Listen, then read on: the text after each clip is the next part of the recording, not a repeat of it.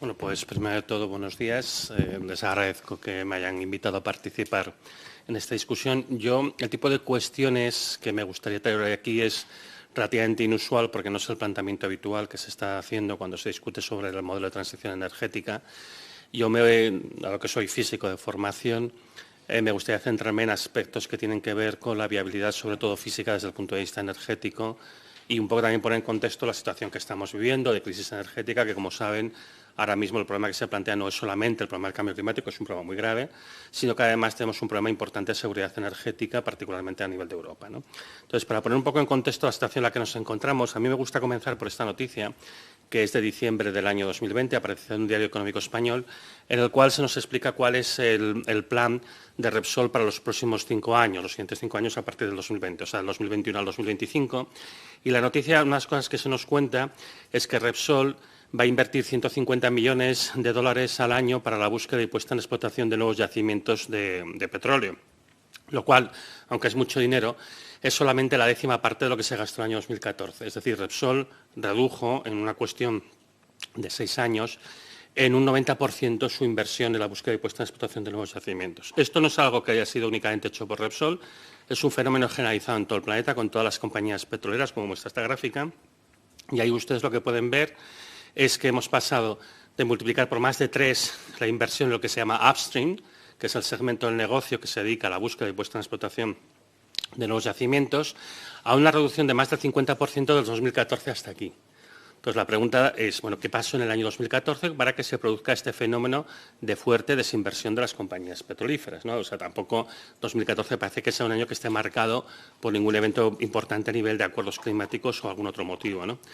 La razón fundamental se puede encontrar en un informe del Departamento de Energía de los Estados Unidos, concretamente de la Administración para la Información de la Energía, de julio del año 2014, casualmente, en el que se nos muestra esta gráfica. Esto que ven aquí es la línea de color verde, son los ingresos por operaciones de las 127 compañías de gas y de petróleo más grandes de todo el mundo, mientras que la línea azul son sus gastos.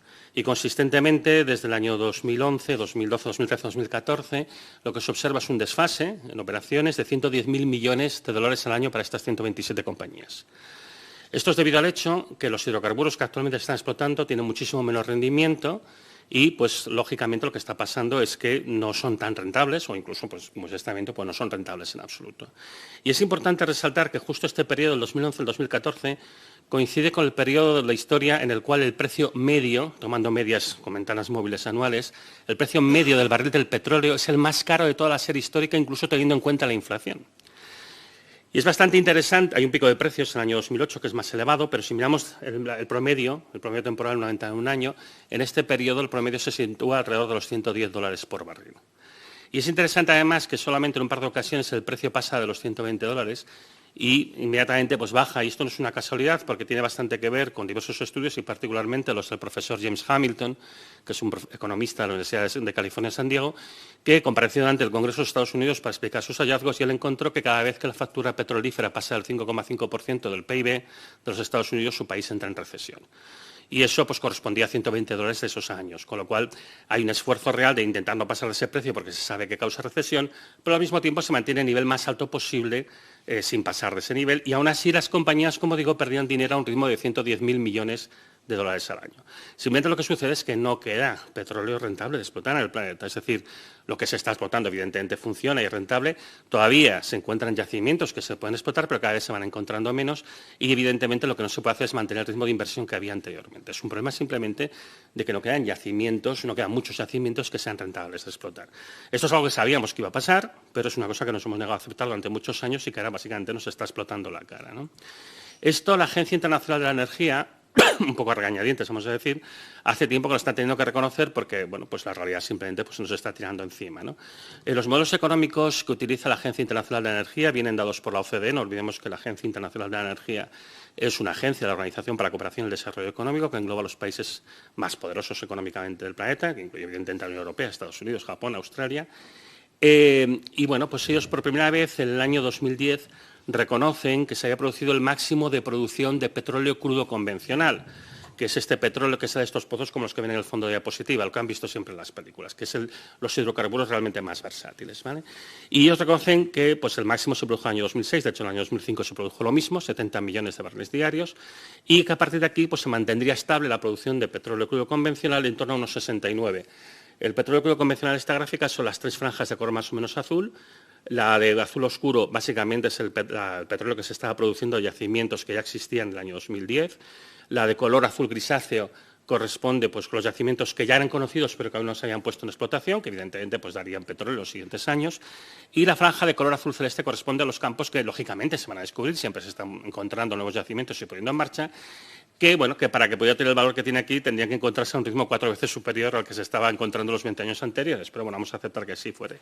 En cualquier caso, eso nos daría pues, un estancamiento de la producción de petróleo crudo convencional que se compensaría introduciendo otras cosas, lo que se llama los líquidos no convencionales, que son otras sustancias que no son exactamente equivalentes al petróleo, pero que más o menos pueden hacer las veces, que en aquel momento pues, eran los líquidos del gas natural, los biocombustibles y los petróleos extrapesados de Venezuela y Canadá, a lo que posteriormente se le añade el petróleo de fracking de los Estados Unidos, ¿vale? Y con esto pues, la producción podría crecer un poco. Esto fue el año 2010. El año 2018, vamos a hacer rápidamente un paso, ahí ya se está empezando a notar el efecto de la desinversión que comentaba antes, y aquí por primera vez la Agencia Internacional de Energía pues, tiene un poco la honestidad de reflejar lo que realmente piensan que va a suceder, ¿no?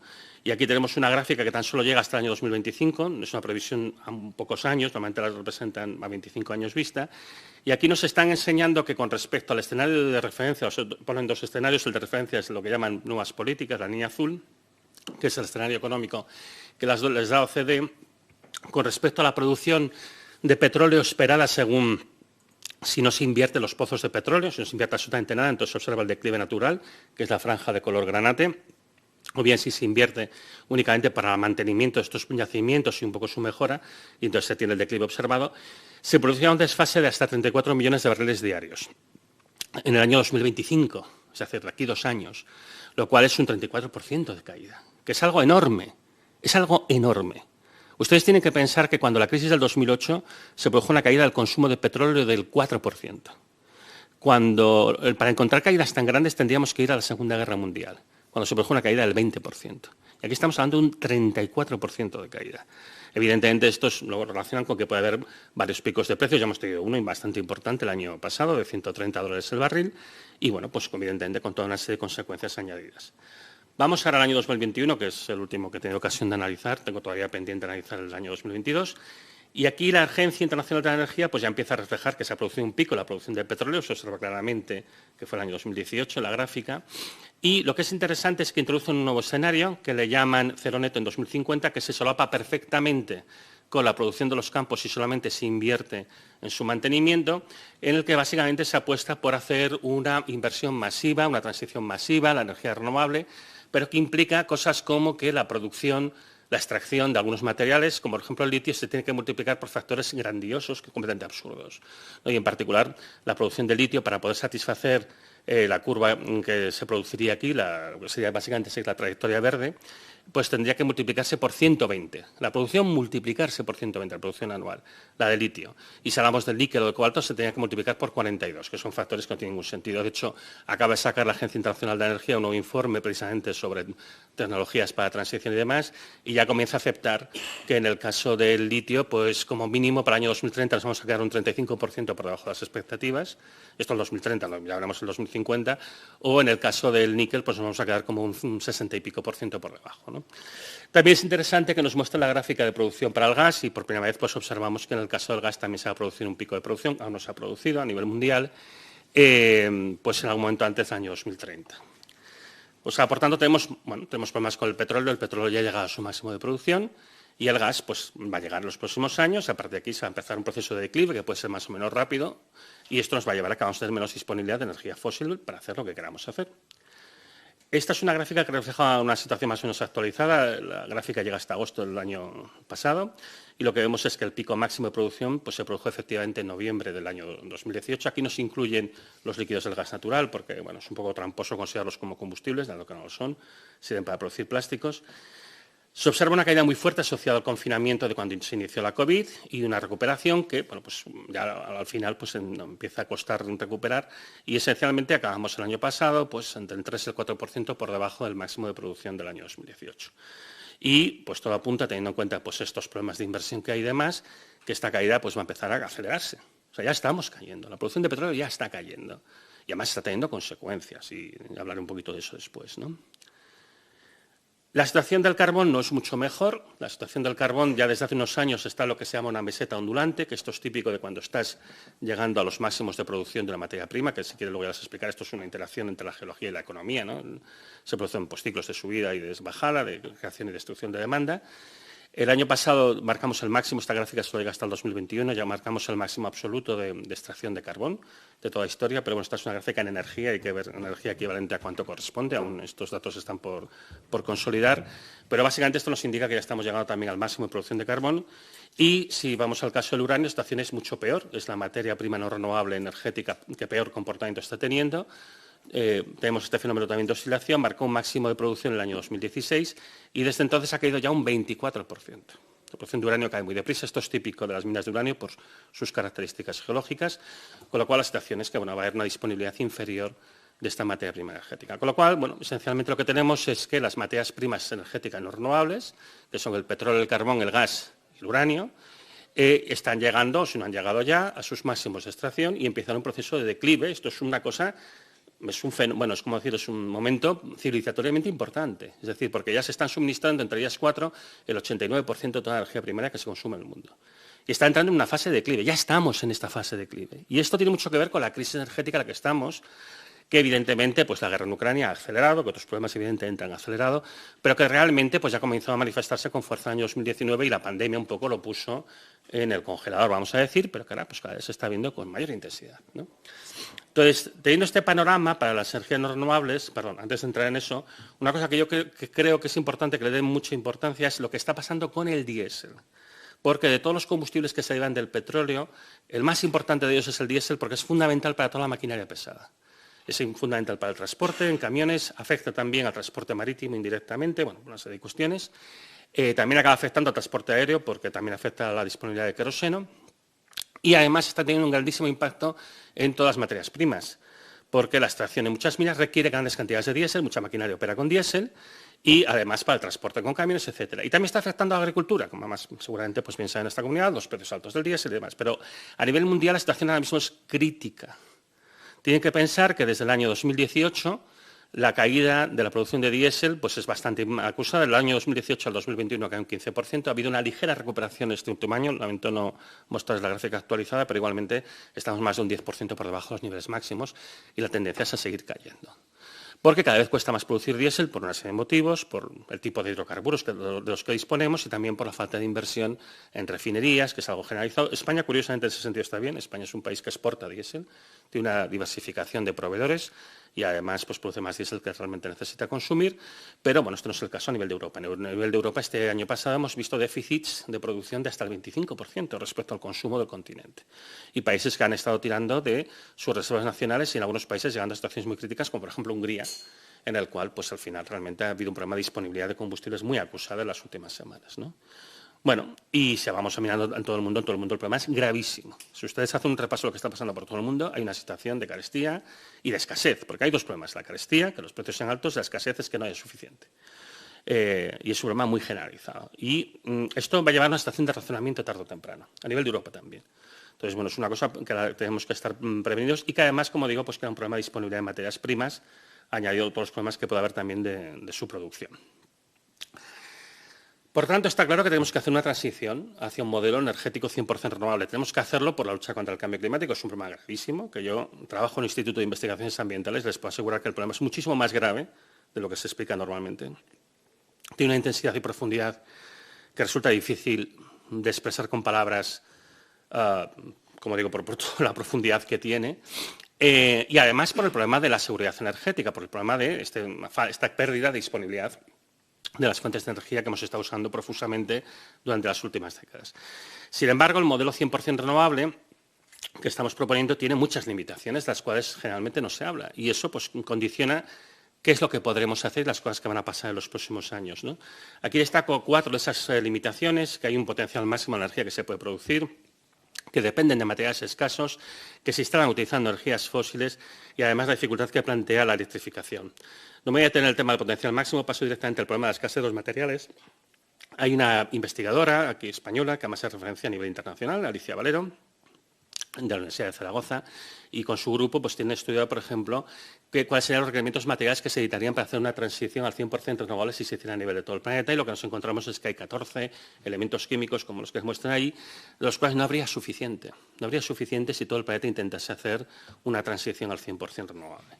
Esto la propia Agencia Internacional de la Energía lo reconoció en un informe que sacó en mayo de 2021, que les recomiendo que lo busquen, que se llama pues, Materiales Críticos, justamente, y allá pues, nos está dando factores de crecimiento de las producciones que todavía no son tan grandes como los que nos daban en el informe de finales de ese mismo año, porque igualmente son grandiosos, pues multiplicar la producción de litio por 42, la de grafito por 25, etcétera, etcétera. Y, de hecho, las recomendaciones que hay al final de ese informe, una de ellas habla claramente de que los países de la OCDE deberían hacer reservas estratégicas de estos materiales para poder hacer ellos su transición. O sea, básicamente, bueno, nosotros, ¿no? Básicamente hace una recomendación de acaparar los materiales, ¿no? Lo cual, bueno, pues me parece un planteamiento un poco inadecuado en muchos aspectos, pero bueno, esto lo vamos a dejar. Otro problema muy serio que se está planteando es la dependencia de los combustibles fósiles que tienen los sistemas de producción de energía renovable que estamos hablando y que estamos utilizando, ¿no? A día de hoy nadie nunca ha completado todo el ciclo de vida de una instalación renovable utilizando solamente energía renovable.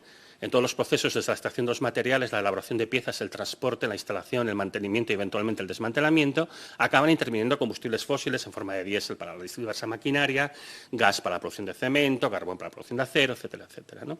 Y eso es lo que está llevando a un encarecimiento terrible, que viene asociado con el encarecimiento de las materias primas, viene asociado pues, a todos los problemas que está teniendo toda la industria en general, no solamente la industria de renovables, pero particularmente la industria de renovables está entrando en un problema de falta de viabilidad económica muy serio, que es una cosa que tienen que conocer.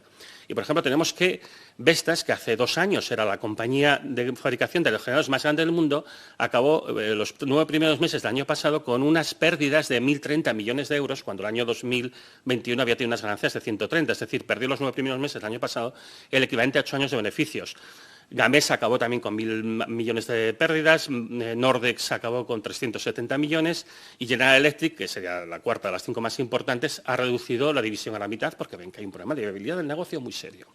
Entonces, esto bueno, pues va a implicar o que los gobiernos intervienen, no sé exactamente qué va a pasar, pero las cosas no son tan directas como uno podría pensar. Está habiendo un problema muy serio de acceso a materias primas, costes, etcétera. Algo parecido pasa también con la solar, ¿no? Y el último problema que tenemos en el caso de los sistemas renovables es que están orientados a la producción de electricidad, lo cual pues, plantea varias dificultades. La primera es que la electricidad es solamente el 20% de la energía final consumida a nivel del mundo. En los países industrializados es algo más, en España llega al 26,6%, semejante a otros países industrializados. Tenemos un 70 y tantos por ciento, 70 y muchos por ciento, que no es eléctrico y además una buena parte de esto es de difícil o incluso imposible electrificación, ¿no? Pero es que además un detalle que es fundamental en toda esta discusión, y es que el consumo de electricidad cae en España, en la Unión Europea y en la OCDE en su conjunto desde hace 15 años. El consumo de electricidad está cayendo. No estamos consiguiendo consumir más electricidad. Entonces, estamos hablando de instalar cantidades grandiosas de nueva potencia. Por ejemplo, en España tenemos 118 gigavatios de potencia instalada para satisfacer una punta máxima de 41, que tiene que hacer cierta redundancia, porque todos los sistemas funcionan a la vez, hay que tener en cuenta los factores de planta, etcétera. Pero quizá no hace falta tanto. Y entonces la cuestión es, bueno, ¿por qué nos está consumiendo más electricidad? Nos está consumiendo más electricidad porque las 2 tecnologías palanca que deberían de servir para incrementar nuestro consumo, pues no están funcionando como se esperaba. Una de ellas, por simplificar, diremos que es el tema del coche eléctrico, el uso de baterías en vehículos y demás. Y, bueno, pues ¿por qué no se está expandiendo? Por el problema de la escasez de materiales que comentábamos antes, encarecimiento y demás, el alto coste. Necesitas aumentar enormemente la capilaridad de la red consumiendo muchísimos materiales que seguramente no están disponibles. Luego está el problema, evidentemente, de las prestaciones, la histéresis de las baterías, tiene un montón de complicaciones, en particular la imposibilidad de desarrollo de maquinaria pesada. Aquí tenemos un ejemplo del semi de Tesla, que teóricamente pues, va a revolucionar el transporte por carretera y nos estamos encontrando que, bueno, pues, que tiene muchas limitaciones, como era un poco de esperar. Entonces, esta tecnología no está consiguiendo expandirse. Recuerden que, por ejemplo, el año pasado en España solamente el 4% de los coches que se vendieron fueron eléctricos, y eso que en España se vendieron bastantes menos coches de los que España puede producir. Se vendieron unos 800.000 cuando España puede llegar hasta 2 millones, ¿no? Bueno, la otra tecnología palanca, que no está funcionando como se esperaba, es el hidrógeno verde, ¿no?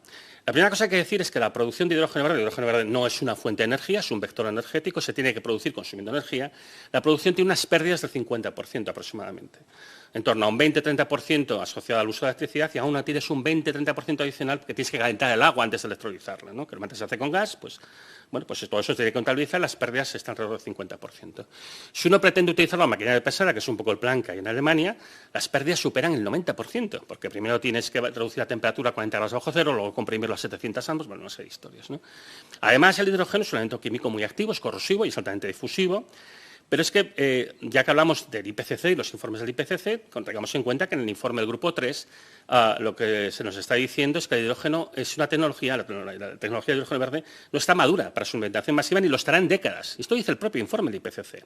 La propia Estrategia Europea de Hidrógeno, que es un informe de la Comisión Europea, reconoce que Europa no se puede autoabastecer de energía verde, de hidrógeno verde por culpa de las pérdidas que tiene. Y esto es lo que lleva pues, a que Alemania haya firmado un montón de acuerdos con muchos países para que les exporten hidrógeno verde, cosa que solo se puede hacer si se hace a pérdidas.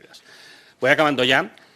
El último problema que se plantea, y este es muy serio y hay que tener en cuenta, es que la integración de más energía renovable en la red está creando problemas de estabilidad muy serios a nivel de la red europea. No voy a entretenerme con esto, pero estamos teniendo un claro incremento de los incidentes de separación de frecuencia, y esto se debe al hecho de que estos sistemas renovables pues, son asíncronos y no son despachables. Y esto pues, genera multitud de incidentes. Ya por acabar, la actual crisis energética que estamos sufriendo pues, tiene sus raíces en el declive terminal de la producción de combustibles fósiles del uranio. Esto, en particular, en el caso de la escasez, se está creando problemas a nivel de todo el planeta, y son problemas que ya nos están llegando a nosotros, van a llegar con cada vez más intensidad, ya no problemas de carestía, sino problemas de escasez. Los planes de transición energética soslayan la imposibilidad de una transición a un modelo 100% eléctrico. Y el despliegue masivo de sistemas renovables es actualmente condenado al fracaso simplemente por estos problemas de falta de viabilidad económica y falta de mercado realmente. En un mercado que está saturado, que ya no consume más electricidad, sino que de hecho va consumiendo menos porque las tecnologías palanca no están funcionando. Todos los planes de transición, pues en el caso de España se basan, por ejemplo, en el PNIEC, pero si hablamos en la Unión Europea, el paquete de invierno, el paquete de resiliencia, el REPowerEU, son ajenos al cambio radical del paradigma socioeconómico. En particular, los costes no están bien evaluados, porque los costes de materias primas ya no son los que eran en aquel momento, pero aparte está el problema de la disponibilidad misma de materias primas. Es que hasta el cobre empieza a estar escasamente. Son unas materias primas que, por ejemplo, Alicia Valera refería como pues, que no hay tanto para hacerlo, ¿no? Por tanto, yo creo que hace falta hacer una reevaluación muy seria y muy profunda del modelo de transición. Esto no solo es necesario, sino que es algo muy urgente, porque es que si no, no sabemos exactamente hacia dónde vamos. No sabemos si esto es simplemente técnicamente viable, teniendo en cuenta los factores que vamos a invertir muchísimo dinero y muchos recursos en hacer algo que al final no está tan claro que nos va a servir ni para la lucha contra el cambio climático ni para garantizar la seguridad energética. Y bueno, eso es todo. Gracias. Muchas gracias. Pues la verdad es que me han planteado cuestiones bastante complejas todas ellas. Es muy difícil dar una respuesta completa a todo lo que me han planteado. Voy a intentar tocar la mayoría de los aspectos que me han dicho de una manera agregada porque muchas cosas se solapan y les pido disculpas si alguna cuestión me dejo fuera porque tengo que hacer un poco mis ideas sobre la marcha. El primer punto en el que querría incidir, que yo creo que esto es importante tenerlo en cuenta, estamos abocados a una situación de decrecimiento energético material inevitable. Esto va a pasar sí o sí. Pase lo que pase, esto va a suceder. No hay ninguna manera de evitarlo. No he hablado del tema del potencial máximo de energías renovables, pero no vamos a ser capaces, aparentemente, por todas las limitaciones que he descrito, de cubrir todo el consumo de energía que estamos teniendo en este mismo momento. No vamos a ser capaces. Ni a nivel global, y luego habrá que ver cómo se distribuye entre países, porque haber inhomogeneidad, ya está habiendo inhomogeneidad actualmente. Hay países en los que ahora mismo es normal cortes de luz de 10, de 12 horas, esto pasa en Sudáfrica, que es un país que nos exporta carbón, esto está pasando en China, que nos exporta un montón de cosas, pasa en la India, y es un problema generalizado que incluso empieza a pasar en Japón. Entonces, bueno, va a haber un descenso energético y material. Bien, es cierto que hay unos cuantos estudios que muestran que podríamos mantener un nivel de vida muy semejante al actual, consumiendo la 10ª parte de la energía y los materiales que tenemos ahora mismo, con lo cual este descenso inevitable del metabolismo no implica un descenso inevitable de nuestro bienestar. Pero sí que es verdad que implica que tendríamos que hacer algún cambio en nuestro sistema socioeconómico, nuestro sistema de producción y consumo. Sin él nada es viable, sin él nada va a funcionar. Y este yo creo que es el primer mensaje que les querría transmitir. Si intentamos mantener un sistema económico orientado al crecimiento, tenemos un problema muy serio porque necesita un consumo creciente de materiales y energía que no van a estar disponibles. Al contrario, lo que va a pasar es que va a disminuir. Los problemas de inflación que hemos sufrido el último año, los problemas que tantas y tantas empresas están teniendo, seguro que en La Rioja también, por el abastecimiento de materias primas de todo tipo, que se hacen más caras, los fertilizantes, aparte luego los problemas, una comunidad que depende mucho de la agricultura como es esta, pues que plantea el propio cambio climático. son básicamente los primeros episodios de una situación que se irá agravando, por desgracia, en el tiempo. Y les digo, cuando lleguen los episodios de racionamiento de diésel, que por desgracia nos van a llegar, esto va a suponer un varapalo económico muy importante para España y para La Rioja. Y va a ser un problema que tenemos que tener en cuenta, que es inevitable que suceda. Va a suceder, hagamos lo que hagamos, ¿vale? Entonces, nuestro escenario es un escenario de decrecimiento metabólico. Vamos a tener que consumir menos energía y menos materiales. Este decrecimiento metabólico no tiene por qué ir acompañado con un decrecimiento del bienestar, pero para evitarlo hay que hacer una serie de adaptaciones específicas, hay que pensarlas muy bien. Y básicamente también lo que les quiero decir es, el modelo de transición que se está planteando es muy naif, es muy ingenuo, es muy sencillo. Básicamente se trata de sustituir combustibles fósiles por renovables, no es tan sencillo, mucho más complicado. Hay muchísima cuestión técnica y está faltando muchísima discusión técnica. Yo por eso hoy les he intentado traer una discusión que no es la habitual en estos términos, que es más en términos de la física y de la ingeniería. Oiga, todo esto hay que mirarlo. Y hay muchos expertos, pero por desgracia hay pocos que sean independientes. Hay muchos intereses económicos solapados que yo los puedo entender, son perfectamente legítimos, pero hace falta llevar la discusión a un plano técnico que ahora mismo no se tiene. Esto es grave y esto es preocupante, ¿vale? Hay otra cosa que se llama decrecimiento, que es el decrecimiento político, el decrecimiento como movimiento político. Es un movimiento evidentemente legítimo, yo evidentemente no me posiciono sobre él, yo aquí he venido a explicarles únicamente pues, cuestiones que son técnicas, ¿no? Y yo hablo mucho de decrecimiento, de esto, el metabólico, del que es inevitable, del que vamos a tener simplemente que abordar con distintas posibilidades, distintas sensibilidades políticas y demás, pero que al final va a hacer falta hacer un cambio de nuestro sistema económico, nuestro sistema de consumo y de producción, esto es inevitable. Entonces habrá que ver hacia dónde podemos tender. También hay que tener en cuenta, efectivamente, que nuestro sistema económico es un sistema extractivista que se basa en una explotación de recursos que están produciéndose en otros países y esto genera problemas de contaminación, de desigualdades sociales y, en última instancia, crea un problema de inseguridad. Porque no tenemos que olvidar que muchos de los materiales que consumimos aquí son materiales que vienen de países que a lo mejor en un momento determinado pueden acabar reventando por todos los problemas que también tendrán ellos y nos podemos quedar sin ello. Entonces, claro, eso es un problema también bastante grave, ¿no? Entonces, aparte de que sea un problema de justicia social, que evidentemente lo es, hay un problema de viabilidad a largo plazo de lo que se plantea, ¿no? Me han planteado, y esta es una cuestión muy concreta, dos cuestiones muy concretas que me ha planteado usted, señor Miranda, el tema de la energía nuclear y de las baterías, ¿vale? La energía nuclear es obviamente una opción que a día de hoy se puede contemplar como algo que se puede utilizar en la transición. La tenemos ahí y demás. La energía nuclear plantea muchísimos problemas, obviamente, ¿eh? Está el problema de que siempre se ha hablado, la contención de residuos.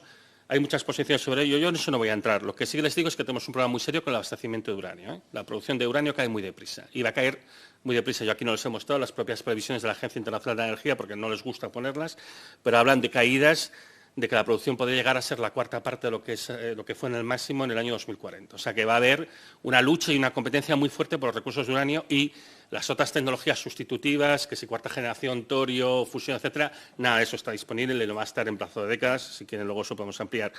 Utilizar lo que hay mientras se tenga, bueno, esto es una decisión política y es una decisión, yo creo que es legítima, comprensible, pero hay que ser al mismo tiempo realistas sobre la disponibilidad del combustible que se utiliza y hay que ver cómo lo vamos a hacer. También digo un escenario de competencia y no olviden que, por ejemplo, ahora mismo en Francia tiene un problema muy serio con tantos reactores nucleares parados. En principio, por problemas diferentes, pero también hay algo de esto.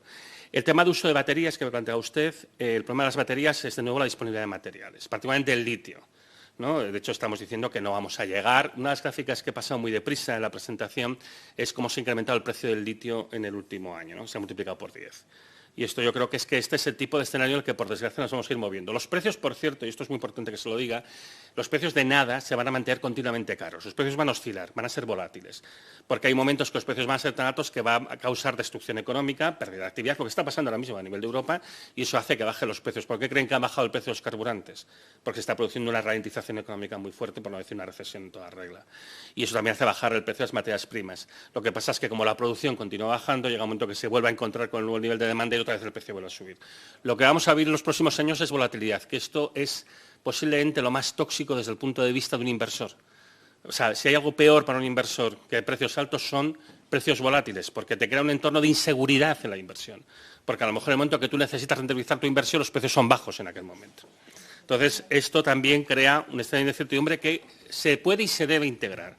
Nosotros, yo hace años participé en un proyecto que se llama MEDEAS, que es un proyecto que incorpora pues, estos problemas de escasez de materiales, incorpora también un módulo económico e incorpora este tipo de cosas. Yo creo que ese tipo de herramientas cada vez van a ser más necesarias, porque es que la transición va a ser compleja, va a ser un camino lleno de muchos baches que implica muchísimas cosas.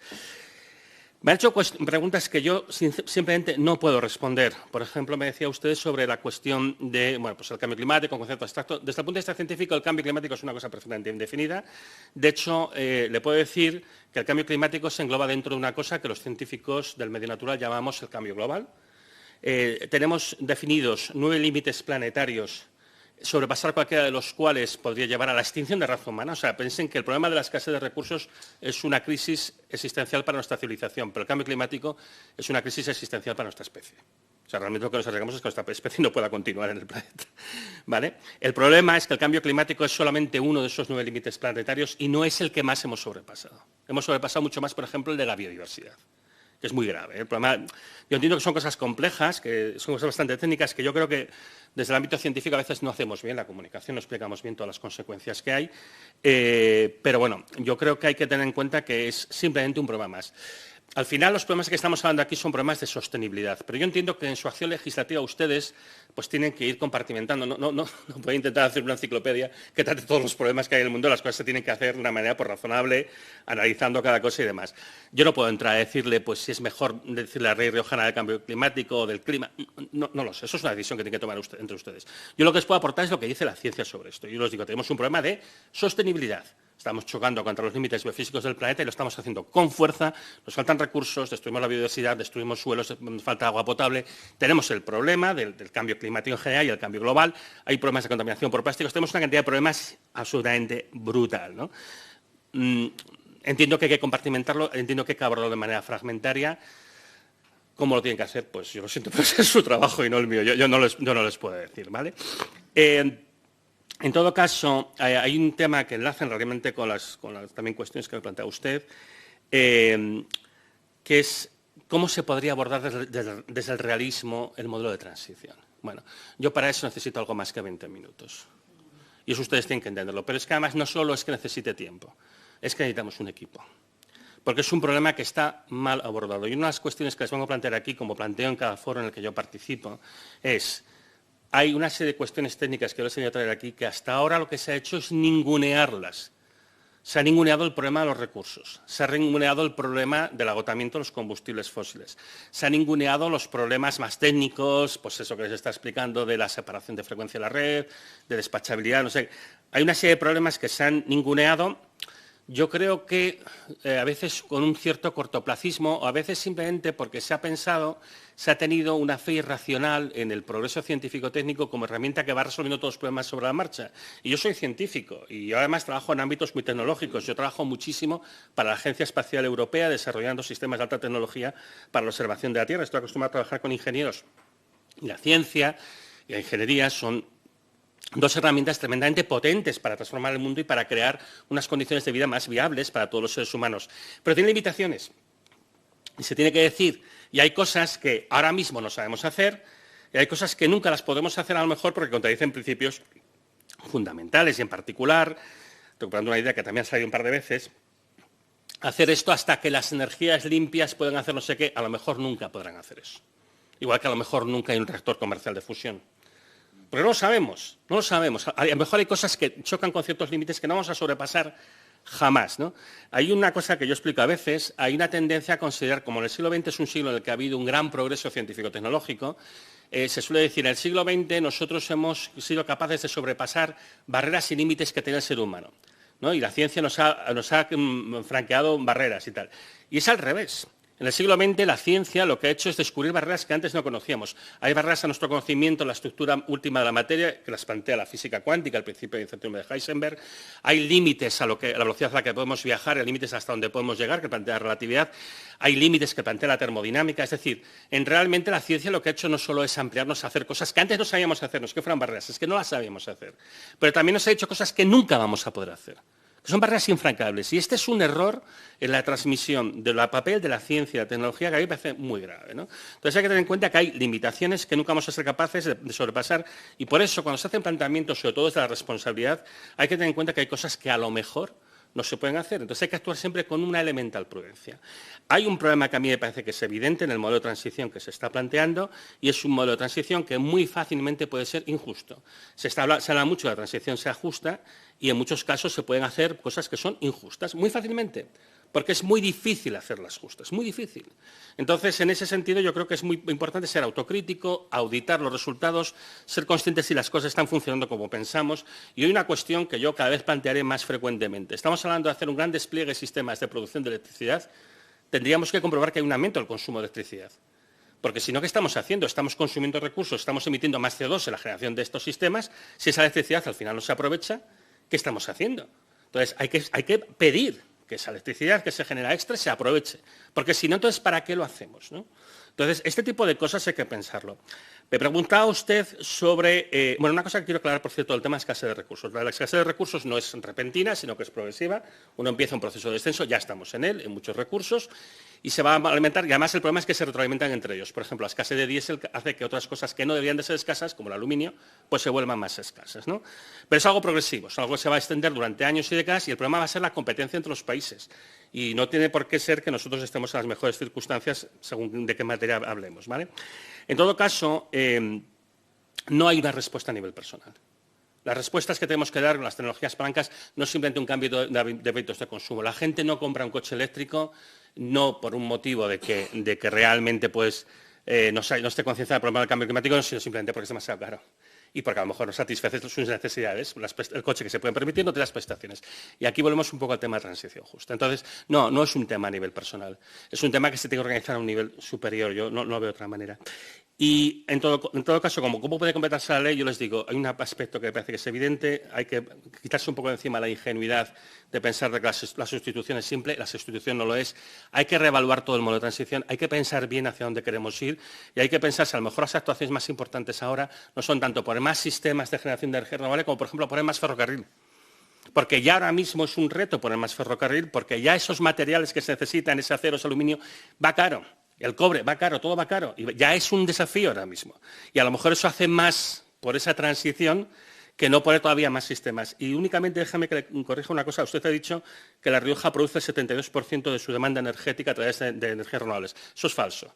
Lo que puede producir es el 72% de su electricidad, que tampoco es cierto del todo porque se gestiona a nivel de la red eléctrica española, es un poco más complejo, pero en cualquier caso el 72%, o sea, digamos que la generación eléctrica renovable que tiene lugar en La Rioja corresponde al 72% del consumo de electricidad.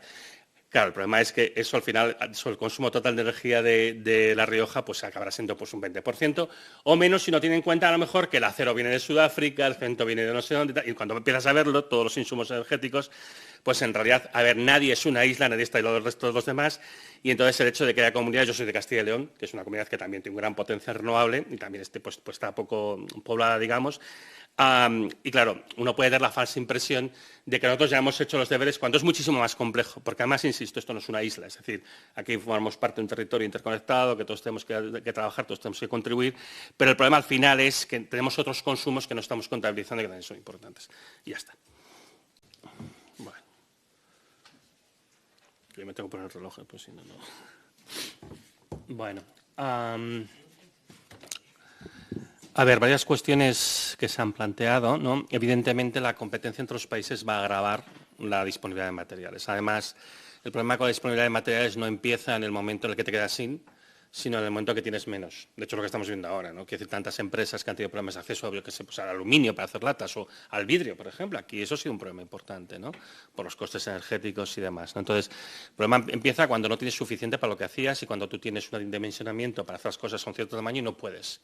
Entonces, porque además pierdes dinero y te metes en situaciones comprometidas. Y esta situación, un poco ya estamos en ella, ¿no? Y efectivamente, pues España no está necesariamente la mejor posicionada para el acceso a estos materiales. Estamos en la Unión Europea, que en principio es bueno, pero vamos a ver por cuánto tiempo nos puede pasar, ¿vale? Hay una cosa que también quería decir, porque esto es importante, las cuestiones de las que yo hablo son cuestiones políticas, sin duda. Porque, claro, evidentemente, o sea, por definición de política es aquello que interesa al ciudadano, no la polis, el ciudadano. Y entonces, evidentemente, estas cosas pues tienen repercusión política. Lo que yo no quiero es dar un punto de vista ni partidista ni ideológico. ¿vale? Entonces, porque, bueno, pues es muy legítimo defender diversas opciones ideológicas. Para eso existe un Parlamento, para que la gente hable y se reconcilien distintos puntos de vista para intentar conseguir el mejor consenso, ¿no? Porque nadie está en posesión de la verdad en nada general, ni siquiera en aspectos científicos. También hay discusión y controversia, lo que pasa es que se dirimen de otra manera, pero ya cuando hablamos de cuestiones ideológicas, pues más difícil. Pero yo, evidentemente, claro que hablo de política, ¿no?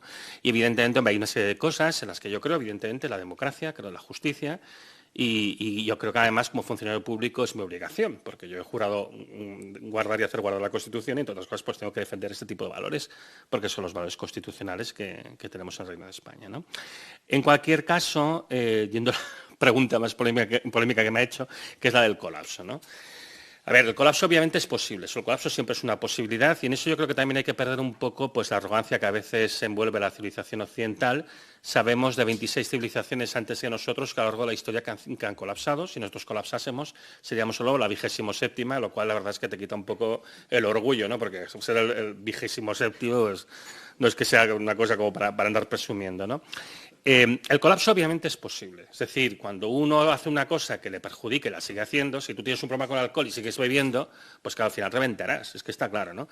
Pero eso también es una idea de los fenómenos de colapso siempre son fenómenos en los cuales, pues de manera consciente e inconsciente, las sociedades se emperran a hacer una cosa que les perjudica a pesar de que ven que les está perjudicando. Y por el mismo motivo, si lo dejan de hacer, el colapso no se da. Entonces, yo no veo inevitable el colapso, no lo es. Es que nunca lo es. A nivel civilizatorio los colapsos nunca son procesos ni inevitables, o sea, no están escritos en piedra. Lo que pasa es que hay que actuar para que no se den. Entonces, si seguimos haciendo las mismas cosas que nos perjudican de la misma manera, obviamente que podemos colapsar. Y podemos colapsar de una manera completa, aunque en las fases intermedias, acabar colapsando en un sistema ecofascista o en sistemas feudales, o un colapso completo, pero no tiene por qué suceder. No está escrito en piedra, depende de nuestras acciones y en parte también pues yo hago mucha pedagogía para que se comprenda la magnitud de la situación para hacer estos cambios, porque son cambios que al final pues dependen de todas las personas y que la gente pues entienda que hay que hacer esos cambios, ¿no? En particular, en todo caso, también, volviendo al tema de la cuestión política, yo sí que hablo mucho de que no es viable un sistema económico con un crecimiento infinito en un planeta finito, y en particular yo sí que digo que el capitalismo, tal y como está concebido, no es viable en este planeta, pero eso no es una cuestión ideológica, es una cuestión lógica, simplemente hay una imposibilidad física de mantenerlo tal y como funciona ahora mismo, entonces tendrá que cambiar, tendrá que evolucionar hacia otra cosa, o tendrá que cambiar radicalmente. Esto va a depender de lo que decide la ciudadanía y a mí lo que me gustaría es que en todo caso sea un proceso radicalmente democrático y sobre todo justo, porque, insisto, uno de los problemas gordos que tenemos es la posibilidad de que se produzca de manera injusta y esto es lo que yo creo que ninguno de los que estamos aquí en esta sala pues queremos, ¿no? Y respecto, bueno, ya la cuestión un poco más técnica, usted me ha planteado un par de cuestiones técnicas. Claro, usted ahora entiendo cuál es su reticencia sobre el problema del cambio climático y es que evidentemente hay factores que son naturales que generan cambios. Eso es cierto.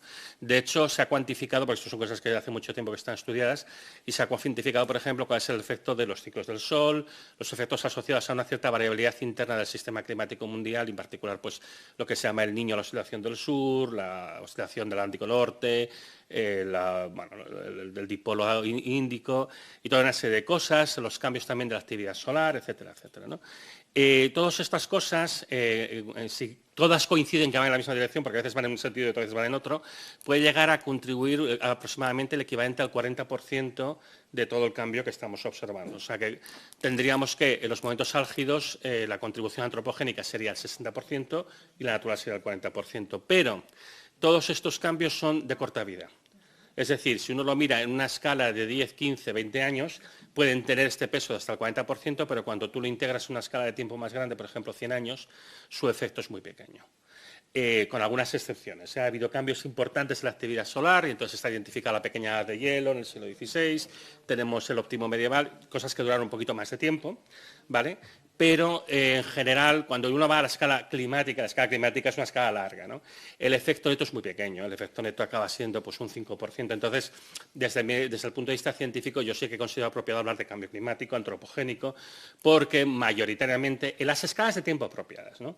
Por ejemplo, una de las cosas que estamos observando este año, que ha habido un incremento bastante considerable de la cantidad de vapor de agua en la atmósfera debido a una erupción de un volcán submarino que va a tardar pues, hasta 5 años en disiparse, aunque el efecto más fuerte va a ser el año pasado, que se ha notado de hecho, y este año. Y luego ya pues, va a empezar a caer bastante deprisa y al cabo, si dices de 5 años, pues ni se nota, ¿no? Entonces, eso Quizá políticamente tiene su impacto, pero yo le digo, a nivel científico la cosa está clara.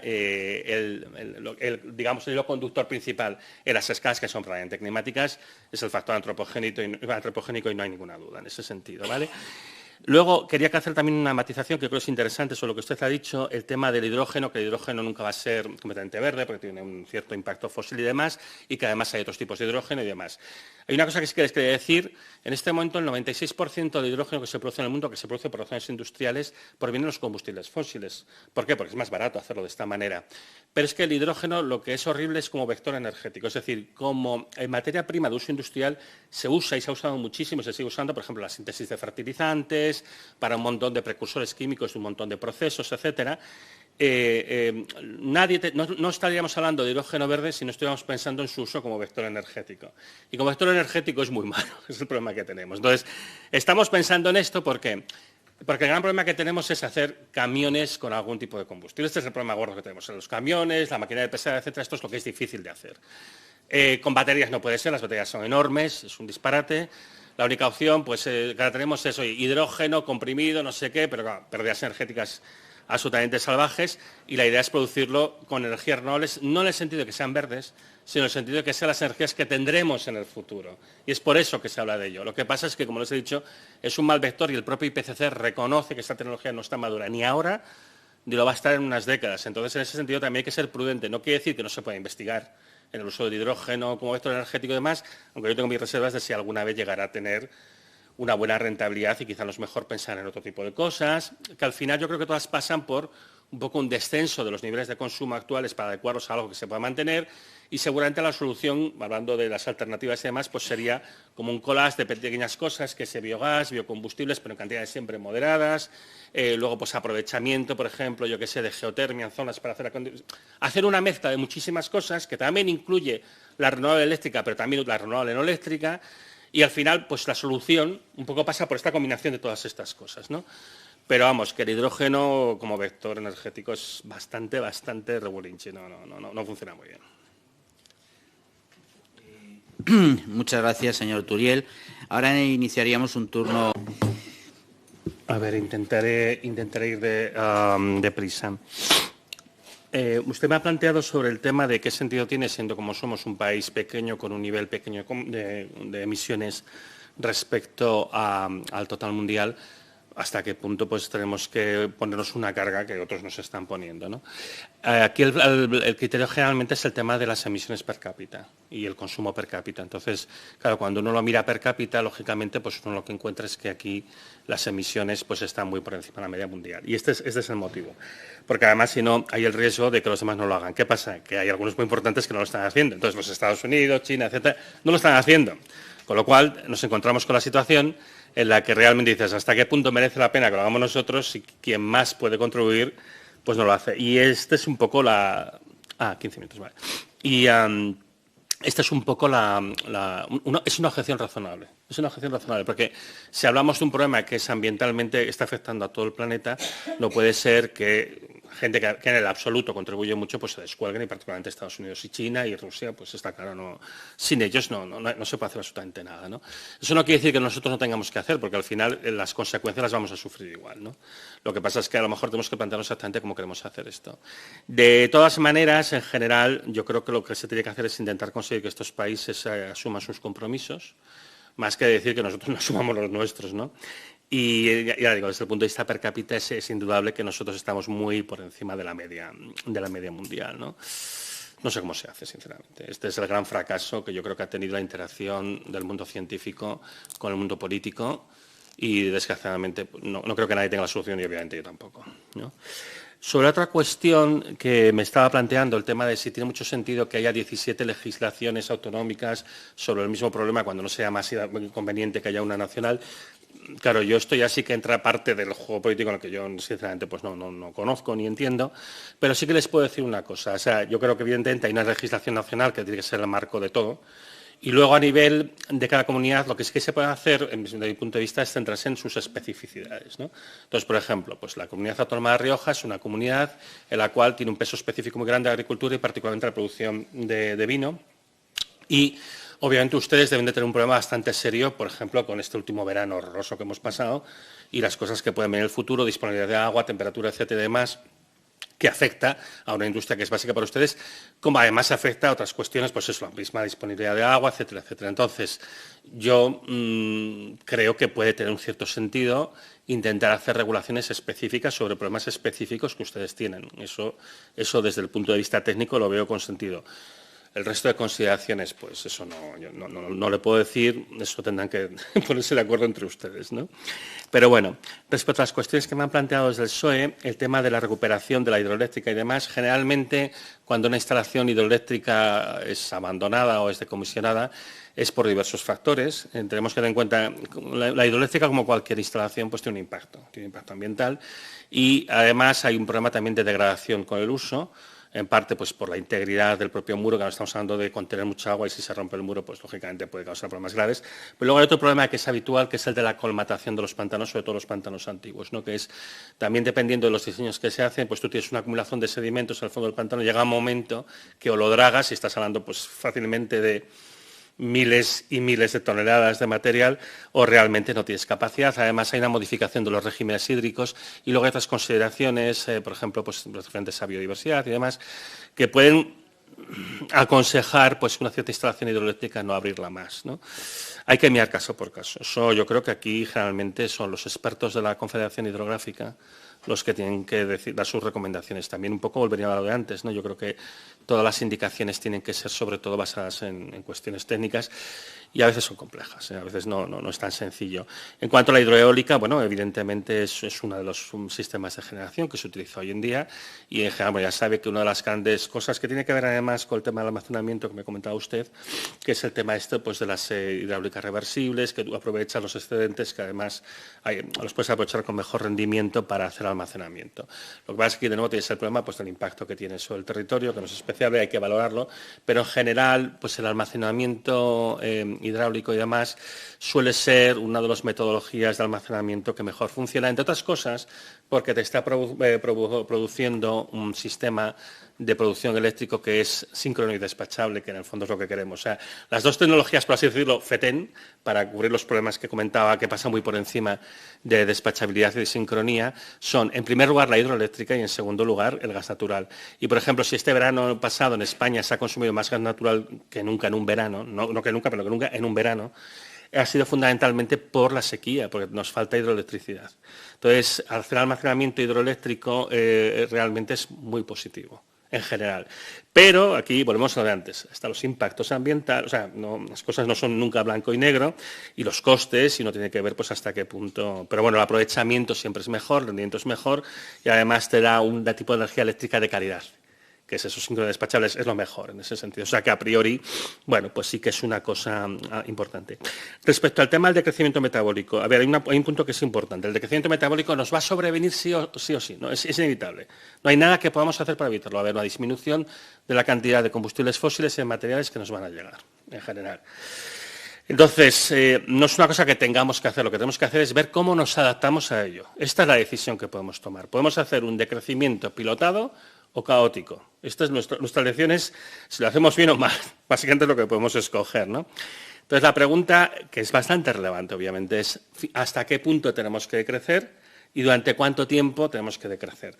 Esto es complejo de decir, o sea, a priori, uno lo que diría es, tenemos que ver qué es aquello que uno puede proporcionar con medios fundamentalmente autóctonos. Y aquí está la clave. Es qué es lo que se puede producir en el territorio de La Rioja y en el territorio de España. Entonces, afortunadamente España en ese sentido es un país que no está mal posicionado, es un país semiárido, pero todavía, y claro, también aquí de nuevo el interés de que no empeore el cambio climático, tiene unos recursos hídricos y agrícolas que son muy significativos, con lo cual España podría conseguir mantenerse un nivel bastante por encima de esa reducción del 90% que yo decía. A lo mejor España podría quedarse en un 30, 40 o incluso 50%. Y con este nivel podría haber suficiente en el caso de España. Esto, de nuevo, tiene que ser evaluado técnicamente porque no es tan sencillo, no es tan simple como decir, bueno, pues ya está, porque no es una cuestión de marcar objetivos. Eso es muy importante porque además, yo me doy cuenta que aquí hablo pues, con legisladores, ¿no? Yo creo que no son cosas en las que uno tenga que marcar un objetivo. El objetivo no tiene que ser, vamos a decrecer hasta aquí. No, eso sería un error, porque además, ¿qué sentido tienes que lo hagas si puedes evitarlo? No lo crezcas si no es necesario, ¿no? Entonces, yo creo que la clave está en vamos a dar herramientas para pilotar el decrecimiento que se produzca intentando avertir sus efectos tanto como sea posible, intentando que sus efectos sean los mínimos posibles, bajar simplemente aquello que sea necesario bajar y hacerlo de una manera controlada y pilotada de tal manera que si necesitas bajar más puedas hacerlo y si no necesitas bajar más no lo hagas, ¿no? Entonces tampoco en ese sentido tiene mucho sentido fijar a priori este es el nivel y este es el tiempo. Lo que sí que tenemos indicaciones son de qué nivel tenemos que reducir. Yo digo, los medios autóctonos, y esto hay que evaluarlos. Yo creo que en el caso de España va a ser más de un 10% del consumo actual, ¿vale? Yo creo que estará posiblemente alrededor del 30%, pero hay que ver por dónde estamos. Y la otra cosa es el tiempo. Y el tiempo, por desgracia, pues nos está quedando corto. Nos está quedando corto porque el proceso va a ser relativamente rápido. Esto ya lo expliqué cuando estuve en el Senado en el 2021. Vamos a ver un proceso rápido de caída de la producción de petróleo con consecuencias que ya se están notando. Se están notando, yo lo he puesto por ahí, en 96 países en los que están teniendo problemas de acceso a combustibles y alimentos y esto tarde o temprano nos va a llegar aquí, ¿vale? Entonces, yo diría que el momento crítico es esta década. Es decir, yo creo que antes del 2030 tenemos que haber hecho las transformaciones más importantes porque si no, pues nos va a pillar el toro. E incluso le diría más. Estos 3 años que tenemos, 2023, 2024, 2025, son muy críticos y van a condicionar muy fuertemente lo que va a pasar en nuestro futuro, ¿vale? En ese sentido también, una cosa que también me gusta recordar, ¿no? Como evidentemente el proceso no es homogéneo a nivel del planeta, hay países que quedan más rápidamente excluidos del reparto que otros, nos puede dar la impresión falsa, porque yo por ejemplo hablo del problema del diésel desde hace tiempo y la gente dice, bueno, pero aquí no falta diésel, bueno, se ha puesto caro, pero no falta y es verdad. Digo, aquí no falta, pero en otros países sí que está faltando. Entonces, claro, el problema de no ver el cuadro global es que de repente un día te llega a ti y no te lo esperas. Entonces, en ese sentido también es importante hacer anticipación y hay que tener políticas a una escala más global. Y en ese sentido, bueno, yo son aspectos en los que creo que también ustedes tienen que intentar incidir, ¿no? Pero insisto, más que marcar un nivel y marcar un tiempo, lo que hay que hacer es marcar políticas y estrategias para hacer una buena adaptación, incluso ya soñando pues ser lo más proactivo posible, anticipando problemas que puedan venir para que no se produzcan. Por ejemplo, distribución de alimentos, ¿no? Que son cosas que además generan gran inestabilidad social, ¿no? Ustedes no sé si saben, porque claro, el problema es que también ahora son las cosas que hay, es que o estás muy pendiente o te das cuenta de lo que pasa a nivel del mundo. En Irán la gente quema panaderías porque no hay pan, como método de protesta. O en Irak pues han asaltado varias veces el Parlamento porque la gente está descontenta porque faltan alimentos o combustibles. Faltan alimentos, pues en prácticamente estos 96 países que refiero hay problemas de acceso a los alimentos. Y ahora, por ejemplo, si están siguiendo la situación en Perú en este momento, aparte de la situación política, que es muy compleja, hay un problema social también, de nuevo lo mismo, de falta de combustible, falta de alimentos, pero que además está pasando en muchos países de Latinoamérica, o por ejemplo ahora mismo en Argentina consideran que ya se ha perdido el 25% de la cosecha de soja, cosa que por cierto va a impactar aquí cuando queramos añadir esto a nuestros biocombustibles y cuando lo queramos utilizar para darle pienso a nuestro ganado, que ustedes aquí, por ejemplo, no tienen mucho porcino, pero de donde vivo sí que hay, y esto va a tener un impacto muy negativo, ¿no? Y encima en una situación en la que la Unión Europea ha incrementado el mandato de añadir biocombustibles a los... Además, por cierto, queda otro montón de problemas técnicos que no veas, ¿no? Yo creo que hay que intentar anticiparse a estos problemas porque se nos van a atropellar. Y nos van a atropellar, ¿vale? Y bueno, con esto yo un poco acabaría, creo que tengo un poquito de tiempo para hacer unas conclusiones finales, ¿no? A ver, yo un poco por resumir las cosas que les he contado, yo les diría, bueno, primero, les pido un poco de disculpas porque evidentemente todo ha sido como muy atropellado y demás. Es un montón de cuestiones técnicas que realmente muchas veces no salen y sin embargo me parece que son cruciales porque es que estamos hablando de si este modelo que nos estamos planteando es viable o no dentro del contexto de la situación muy grave que tenemos. Tenemos una situación de necesidad de adaptación por dos motivos. Uno, para hacer una respuesta adecuada al problema de la emergencia climática. Otro, para dar una respuesta adecuada al problema de seguridad energética grave que tenemos ahora, encima agravado por el problema de la guerra en Ucrania y demás, ¿no? Estamos en una situación que además coincide con el declive de los combustibles fósiles y las restricciones de acceso a los materiales, que esto va a complicar muchísimo lo que vamos a hacer, muchísimo. Y hay que tenerlo en cuenta. No es algo que podamos soslayar. Vamos a tener que hacer cambios que son mucho más que cosméticos. Van a ser cambios muy fundamentales. Cambios en la manera de producir, la manera de vivir. Pues, por ejemplo, pues eso, las empresas de aquí tienen que pensar cómo hacen para abastecerse, yo qué sé, por las bodegas de botellas. Son cosas que son muy tontas y no lo son. Son fundamentales para poder, por ejemplo, embotellar el vino o otras cosas que van a necesitar, ¿no? Por ejemplo, hemos visto cómo Europa está importando cantidades masivas de leña desde España para producir pellets para calentarse ellos. Bueno, a lo mejor tendríamos que decir que no queremos eso. Y que no sé cómo decirles, ¿no? Que quizá hay que priorizar primero las necesidades de España. Primero, que es lógico, ¿no? Entonces, hay un montón de cuestiones que son mucho más complejas de lo que se pretende hacer ver y se está pretendiendo hacer creer que esto es una simple sustitución de una cosa por otra cuando es mucho más complicada, ¿no? Entonces, yo es el primer mensaje que les querría transmitir. Esto es mucho más complejo, más técnico y requiere una discusión mucho más profunda. La segunda es que estamos embarcados en un proceso de crecimiento metabólico que es inevitable e irreversible. No vamos a poder hacer nada para pararlo, porque además no depende de nosotros, porque tenemos una enorme dependencia del exterior en todas estas materias. Entonces, lo que tenemos que hacer, que sí que depende de nosotros, es adaptarnos y utilizar al máximo nuestros recursos locales para adaptarnos. Y cuando digo recursos locales, no estoy pensando en poner aerogeneradores y placas fotovoltaicas, que eso en cierta cantidad puede tener sentido, aunque ya hemos visto que estamos muy saturados, es hacer otras cosas que a lo mejor son más importantes, como podría ser el fomento del ferrocarril, como el fomento de la agricultura, como un montón de cosas en las que tenemos que ir pensando ya, porque es la necesidad más imperiosa que tenemos. Y también les digo que si no reaccionamos, si esperamos a que los problemas nos exploten, el problema que nos vamos a encontrar es que evidentemente va a haber un problema de descontento social, va a haber un problema de inestabilidad social incluso aquí muy importante. Y entonces todas estas ideas que hemos hablado de hacer una transición que sea justa, que sea correcta y demás, pues se pueden ir al traste. Y yo creo que los ciudadanos no nos van a perdonar, y en particular no nos van a perdonar a ustedes, si no son capaces de dar una respuesta adecuada a los problemas que se les plantean, que por desgracia son muy complejos. Por desgracia. Y en ese sentido yo lo que les animo es a que perseveren en intentar pues poner más claridad en esta situación tan difícil y tan confusa para intentar entender mejor qué es lo que está pasando y cuáles son las mejores respuestas, que les digo va a ser bastante más complejo y no simplemente pedir opinión pues, a una empresa que tiene intereses particulares o a un determinado grupo. Es más complejo, hace falta hacer una evaluación pues, que sea justa, que sea serena, que sea técnicamente fundada para una respuesta adecuada a los problemas que se os vienen encima y les insisto, los plazos son breves. Tenemos poco tiempo, las cosas se han ido agravando bastante desde que yo estuve en el Senado en el 21 y el problema es que mi previsión es que los próximos 2 años van a ser bastante malos, van a ser muy malos y la gente no nos va a perdonar si no damos una respuesta adecuada. Y con esto, pues, ya les agradezco su tiempo.